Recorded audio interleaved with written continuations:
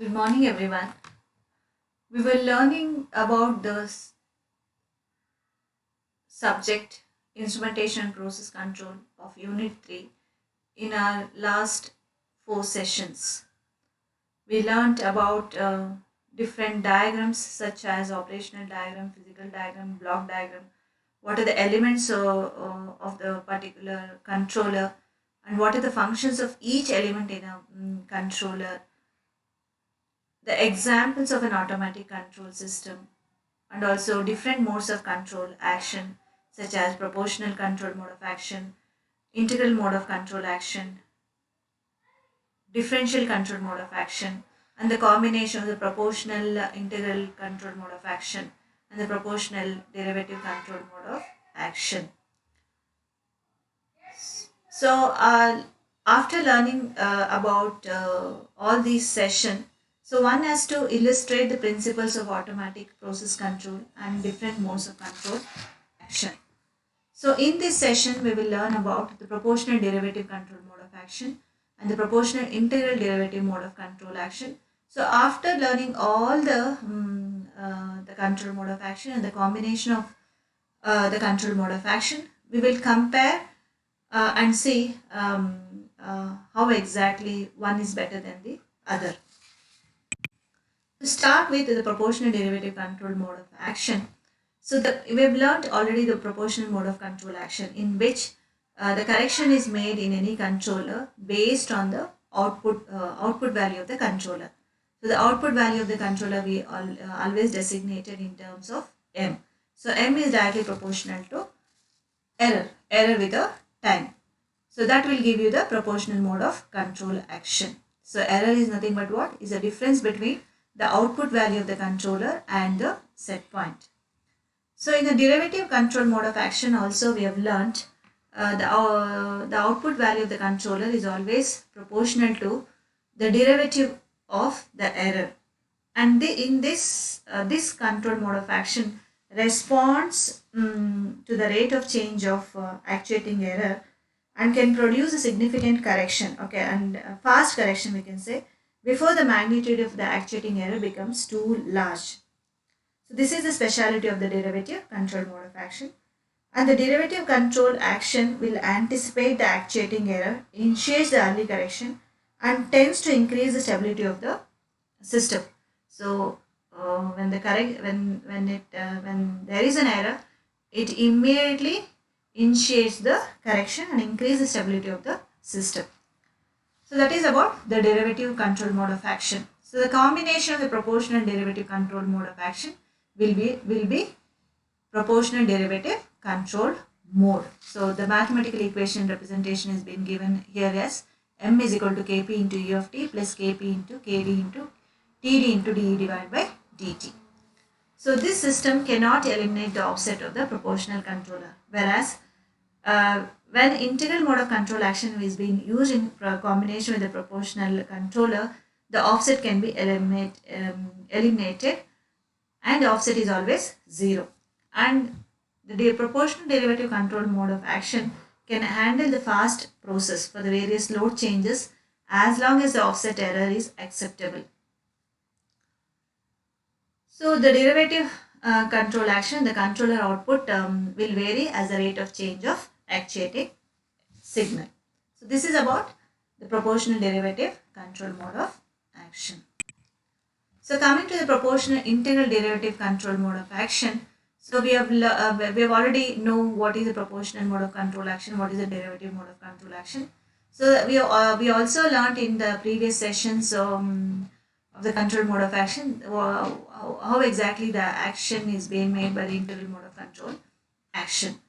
So the integral mode of by use of the integral mode of control action in any controller, it corrects based on the rate of change of error.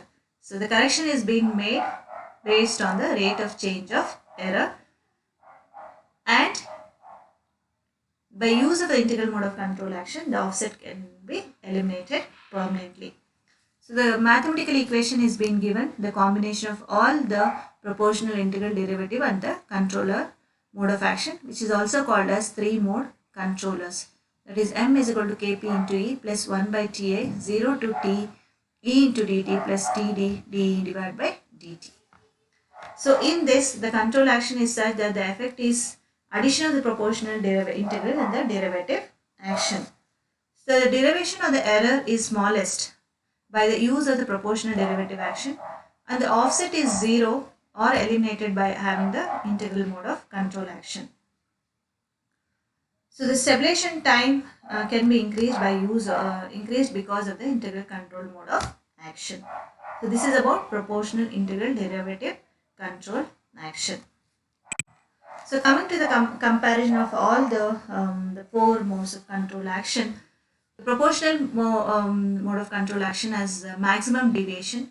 So in also PI proportional integral mode of control action also has got a maximum deviation, and by the use of proportional derivative control mode of action, the deviation can be minimized. So that we say that the smallest maximum deviation, and PID also you have a smallest maximum deviation.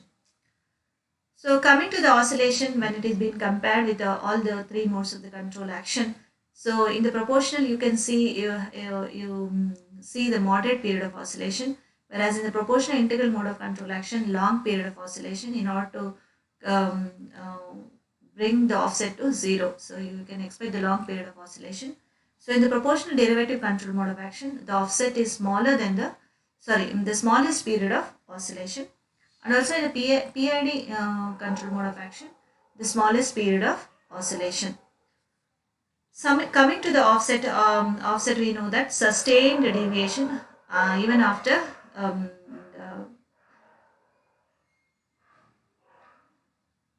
correction is being made. So that is the offset.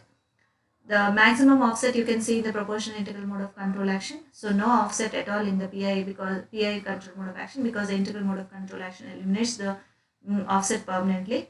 And in the PD control mode of action, you can see only a small offset when it is being compared with the proportional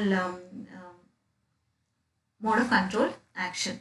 So in the PID, there is no offset at all in the control mode of action because of the use of the integral mode of control action. So in the proportional mode of control action, when it comes to the oscillation, it takes a considerable time to stop the oscillation.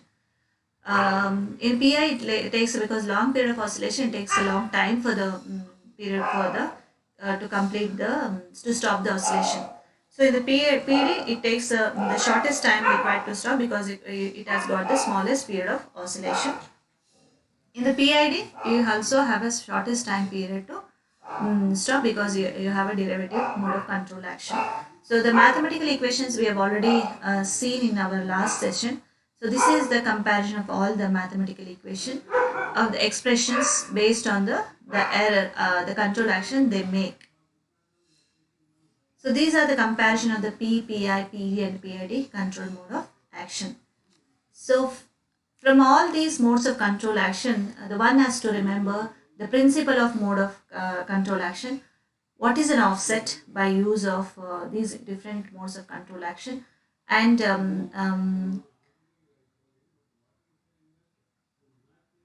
the mathematical equation, recalling the mathematical equation and writing the mathematical equation for different modes of control action is also very important.